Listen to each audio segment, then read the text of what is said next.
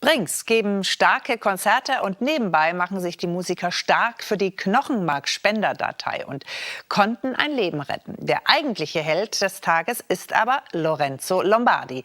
Er hatte sich bei einem Brinks-Konzert typisieren lassen, später seine Stammzellen gespendet und damit einer Frau aus Griechenland das Leben gerettet.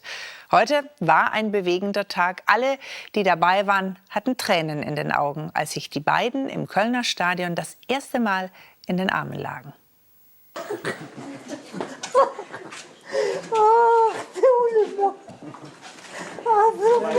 Blitzlichtgewitter für die gute Tat. Das ist dem Lebensretter etwas unangenehm.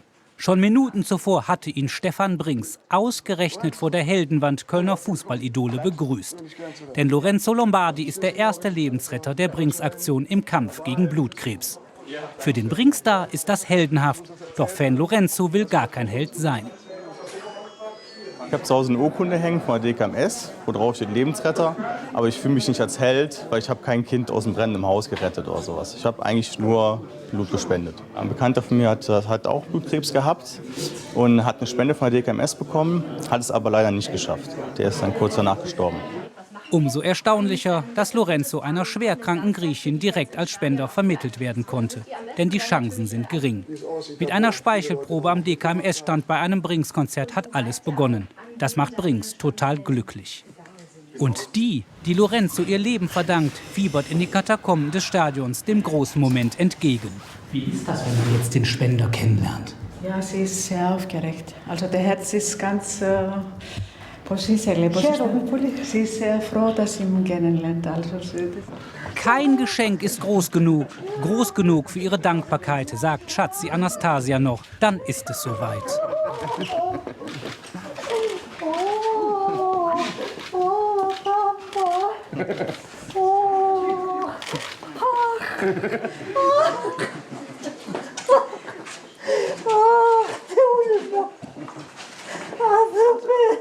Das, was ich gemacht habe, das ist also... Nein, das ist nichts Besonderes gewesen.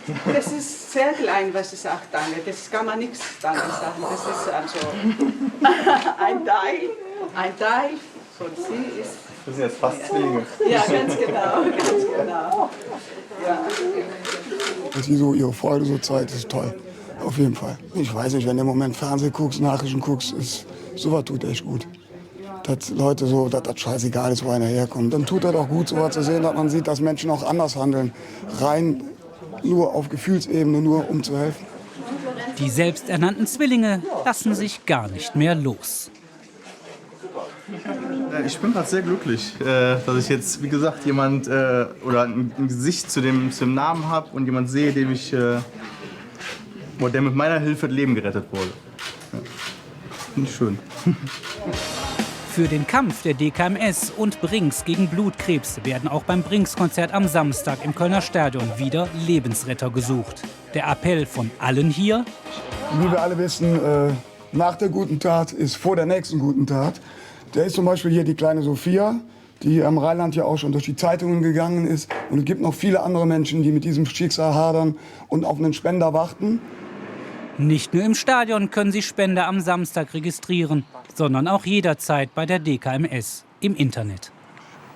So ist es. Und 25 Jahre Jubiläum DKMS und 25 Jahre Brinks. Eine schöne Verbindung. Also weiter kämpfen, weiter spenden. Am Samstag beim Jubiläumskonzert von Brinks, wie gehört, ist ja die Gelegenheit. Und wir haben eine kleine Überraschung für Sie. Wir verschenken 3x2 Karten an die ersten 3 Zuschauer, die uns unter 0800 567 500 erreichen. Und für alle, die nicht live dabei sein können. Wir zeigen im WDR-Fernsehen kommenden Sonntag um 22:30 Uhr einen Mitschnitt für alle Brinks-Fans.